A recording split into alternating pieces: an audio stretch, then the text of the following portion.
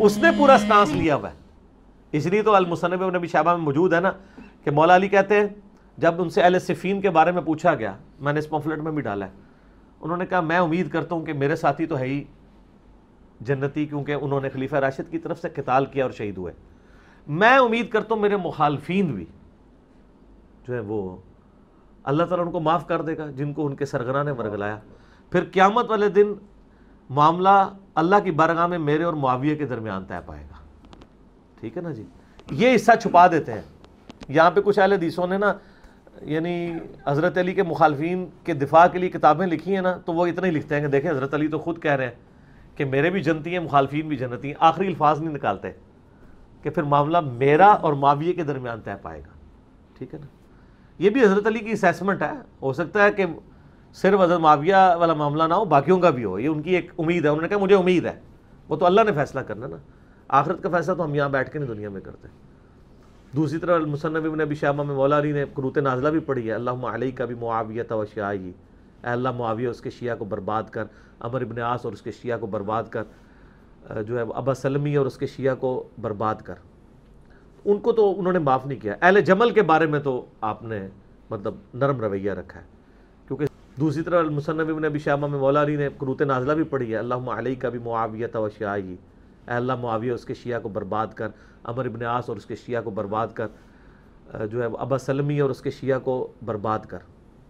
ان کو تو انہوں نے معاف نہیں کیا. اہل جمل کے بارے میں تو آپ نے مطلب نرم رویہ رکھا ہے.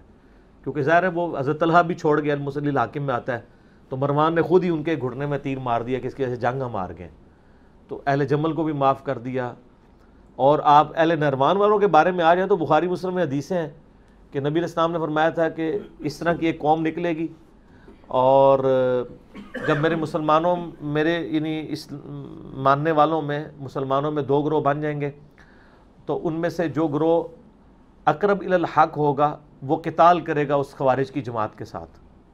ٹھیک ہے. وہ روئے عرض کے سب سے بہترین لوگ ہوں گے، وہ خوارج کے خلاف لڑنے والے مولا علی کے ماننے والے لوگ جو جنگ نہروان ہوئی ہے. اب یہ اقرب الی الحق سے وہ پھر لیتے ہیں، کہتے ہیں جی اس سے پتہ چلا دوسرا بھی حق پہ ہے.